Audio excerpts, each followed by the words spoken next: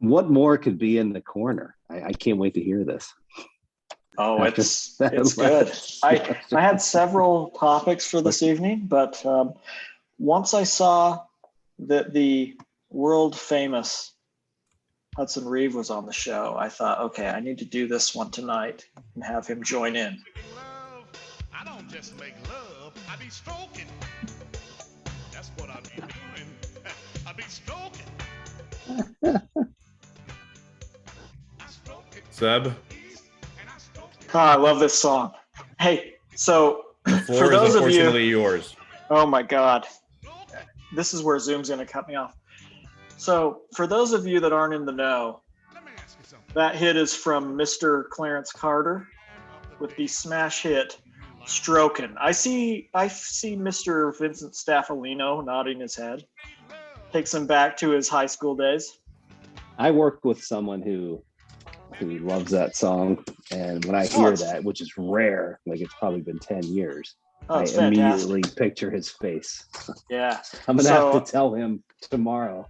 Zebb introduced it to me earlier, maybe 9 a.m., 10 a.m. Central Time, and I played it 3 different times today, and I was bopping around to it because it delights me as well. Oh yeah. So you can fade the music there, Mr. Vincent. So Mr. Clarence Carter also has a smash hit, which you've probably heard but aren't familiar with. "Backdoor Santa." Okay.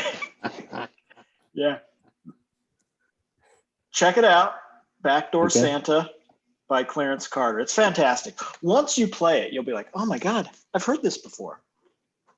And I see Chris frantically searching for "Backdoor Santa." Are you going to play it for us real quick? No, I'm actually pinging our legal department to get them on this call. Whatever. Okay. So Zebb, if I Google "Backdoor Santa," I'm going to find out about a song?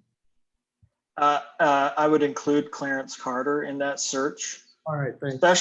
Especially on your computer. My God. I don't even know what Google's programmed. They probably have their own algorithm for you. I'm happy to announce Mr. Clarence Carter is still with us at age 85. Wow. Now we know the secret. The secret to longevity is you got to be stroking. That's what I be doing. Words have never been spoken. To the left and the right. Oh my God. Okay, let's see if I can hold this together. You guys are free to join in at any time. But tonight on Zebb's Corner, I would like to share the story of my male fertility test. So this probably was about 10 years ago. Oh my goodness, Winston's, oh, sorry, my dog's over here whining if you hear him. So about 10 years ago, my wife came to me and she was like, hey, we've been together for 4.5 years. We've only had one close call. Like, I want you to, go get tested. Make sure your sperm's okay. So I do my research and I find out, and WASP can join in at any time. But when you do a sperm test, there's some variables you need to consider. So you don't want to schedule the sperm test too far in advance or too early. Because if you schedule too early, might not have a high count. If you schedule too late, the motility might be bad. So I find a urologist, schedule an appointment. It's Monday. I schedule an appointment for Friday. Okay, it's Friday, 3 p.m. So, of course, I can't empty the bag between Monday and Friday, gentlemen.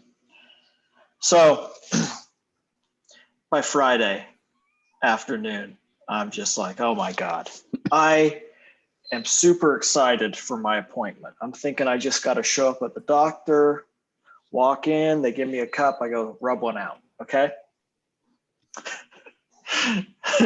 So I get to the doctor's office, walk in, go to the front desk, say, I'm here for my, fertility test. And the person behind the front desk says, oh, I'm sorry.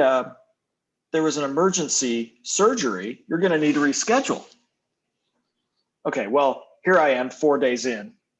I've done my research. I know if I have to reschedule that the bag is going to need to be re-emptied, okay? Which just starts the clock over, okay? So like the life was sucked out of me right there. Like I walked into the doctor's office, I was almost skipping. Like I almost want to just tell everyone like, oh, hey, guess what I'm here to do, right? Here to do my business. So I walk back to my car. I'm defeated. I'm like, oh my God, I got to start this thing over. So as luck would have it, the front desk person calls me and she says, hey, if you can come back in tomorrow, the doctor can see you. So I do my research. I'm like, okay, we're 5 days in. I'm probably okay. So I come back on a Saturday thinking, okay, I just got to go in. I got to just rub this one out. I'll be fine. Okay. Which wasn't going to be difficult. I mean, we're talking 5 days in. Right? Right, Wasp? You know what I'm talking about, Wasp. Get a strong breeze and you're out. Yeah. So I go in Saturday morning, meet with the doctor. So I'm thinking like, okay, I'm just there for a damn sperm test. That's all I got to do. So the doctor's like 70 years old. I mean, he's old. No offense, Wasp. I mean, I know you're getting there, but you're not as old. So I tell him, hey, I just want to take a sperm test, whatever. Wife's curious, if my sperm's good. So he sits me down in a chair across from his desk. And I'm like, what the hell is this? So he's like, well, we can get around to the semen test, but before we do, I'd like to have a conversation. And I'm like, oh my God. So, I explained to him, why my wife wants to have a test. And so he's like, well, while you're young, I suggest you get, you wait a few years before you have kids, just enjoy your time together. Kids will happen, blah, blah, blah. And I'm just like, okay, yeah, blah, blah, blah. When are we going to get around to the sperm test is what I'm thinking. Like if I had thought bubbles, I'd just have bubbles popping out of my head. Like, okay, whatever. Just give me the damn cup, right? So after we finish that part, he's like, okay, so when you and your wife do decide to have children, there are several things you can do to improve the odds of fertility. So I'm thinking, oh my God, really? What did I get myself into? So he says something along these lines. It's been 10 years, but he basically tells me, he's like, you want her on her back, pillow under the small of her back, so she's elevated. He's like, now when you ejaculate, you don't want to be moving in and out. You want to be deep inside of her vagina so that the sperm forms a pool around the egg. So at this point, I'm just cracking up like, oh my God. Yeah. Got to be deep inside there. Yeah, thank you, sir. So he finishes that little spiel. So I'm thinking, oh my God, it's time. It's time to unleash the fury. So then he says, okay, now we need to do an exam. Okay. Now, I'm like, oh my God. Number one, I'm like 5 days in. I'm worried about anything touching the old sack. Okay. Yeah, there you go. So whatever, drop the shorts, gives me the old hernia check, whatever. And all he does is he looks up and he's like, with respect to the exam, he gives me a thumbs up. So now I'm like, okay, sweet. Here we go. So he goes to the back, he brings out a cup, and cup with plastic on it. So I'm thinking, so I asked him, I said, well, where can I go? Where can I do this? And he's like, oh, the lab's closed today. I'm like, are you kidding me? Right? So now I'm 5 days in. I've just gone through all this nonsense. and the lab is closed. So based on my research, I have to empty the bag, if you will, because 5 days in, my count's probably high, but my motility is probably getting low. So I walk out defeated as I've ever been. Almost as bad as when Wasp beat me by a half point in a contest that had fraudulent rules, but we won't go there. So anyway, so I call the wife and I'm like, hey, this is what just happened. I need to start the clock over. Be ready. Get home, whatever. Not proud to admit it. Less than probably 2 minutes. Okay. Clock restarts.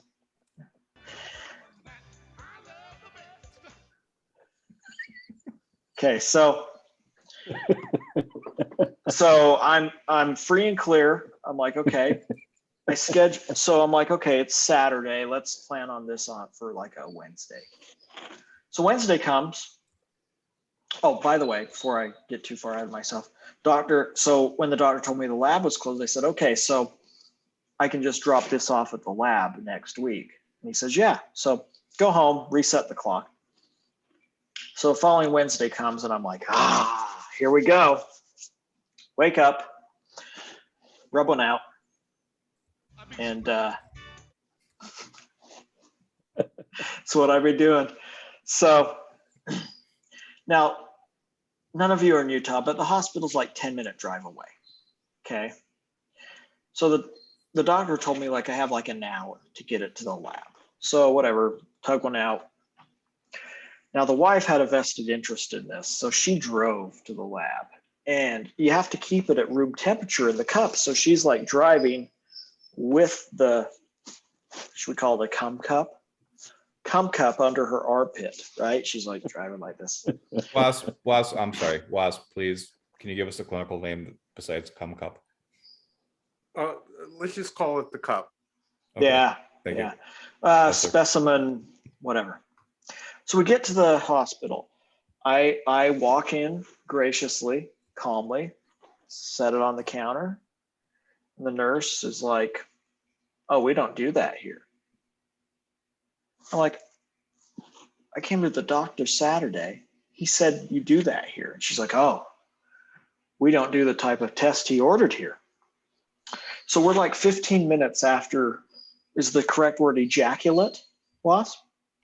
Yes. So I got 45 minutes left. That'll work. Before this stuff gets cold, right? Let's Cold just and fuck out of here. Cold and viscous, I guess. So I grab it and I run out. And she told me where I need to go. It's in Salt Lake. It's probably a 15-minute drive. So I'm like, oh my God. Head to Salt Lake. Drive to Salt Lake. We get to the hospital like 5 minutes spare. We're 55 minutes in now. Okay. I've only got 5 minutes. And I walk in through the entrance and I'm standing there with the cup, kind of like looking like, where do I go? Where's the lab? Well, luckily someone could tell I was distraught. And he's like, that way.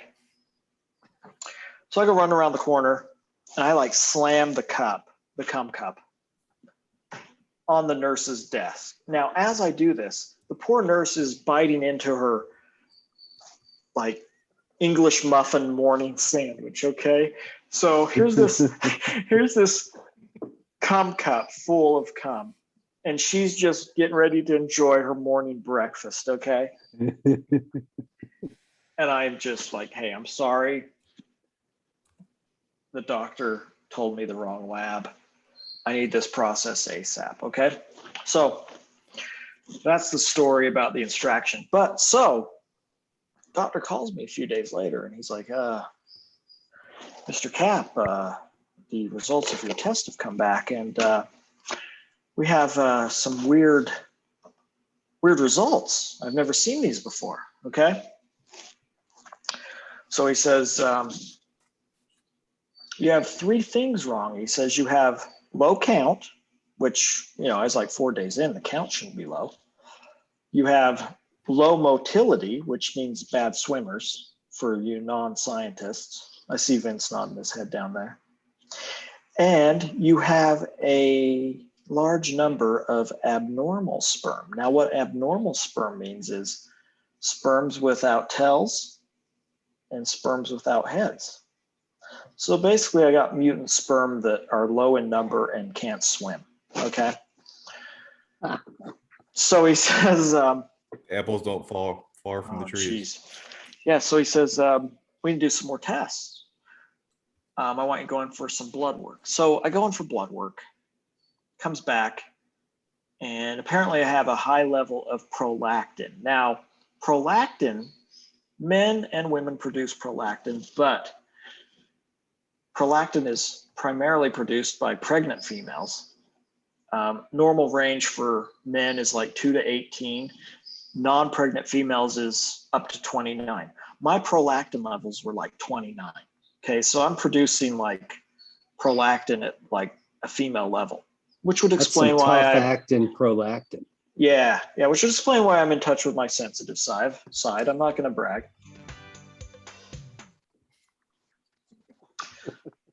So those initial results come in. So he wants to do one more test. So I go do another blood test. Same thing. Okay. So then he says, hey, we'd like to send you in for an MRI. So I schedule the MRI, but in between those test results and the MRI, I'm doing my research. And apparently when if a male produces too much prolactin, it can be basically the pituitary gland has a tumor. Okay. Now, those of you that don't know about the pituitary gland, it's like a pea-sized gland by the brainstem. Am I correct, Wasp? By the brainstem? It's deep in the brain, but it's a little lower down. It's not near the cortex, right? Okay.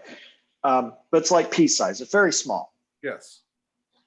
Okay, so I'm starting to do research. Like, oh my God, what if I have a tumor on my flipping pituitary gland that's like size of a pea to begin with?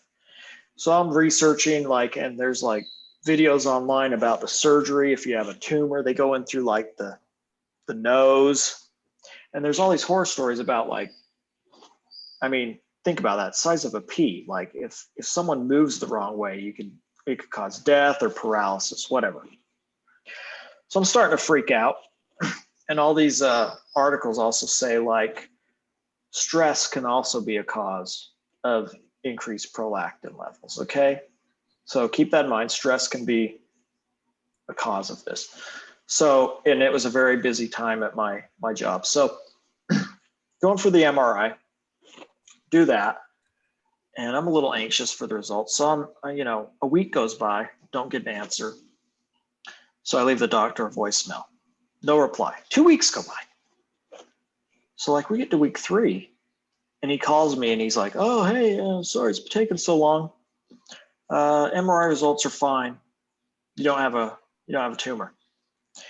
So he's like, okay, we need you to come in for one more test. We want to test your thyroid. Apparently thyroid issues can cause this. So I go in, do the thyroid test. It comes back negative. So he calls me and he's like, hey, everything we've done is, checked out. It's have you been stressed recently? And I was like, well, funny you mentioned that. I saw that on one of the articles. Yeah, I have been fairly stressed at work recently. And he's like, oh, that's probably it. Nothing to worry about. So end of the day, between the MRI, the doctor visits, the blood test, I probably paid $2,000 to give myself a hand job and find out I had high stress. So I don't know if any of you have had a hand job that's been that expensive, but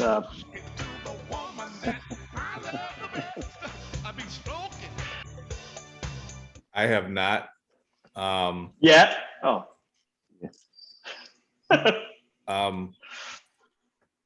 Is there some kind of world champion arm wrestler competition that we need to be aware about in Vegas in September? JT? Yeah, that's a good point. I would also add that Zebb missed another opportunity for Deshaun Watson here. JT, I think we need to have you in every episode just taking into account, So- all the missed opportunities to speak- refine the process. Speaking of Absolutely. D-Dub, like, anyone think he plays this year? I still don't. Ladies and gentlemen, that was Zebb's corner. Thank you. Sorry, Zebb. I know that took a while.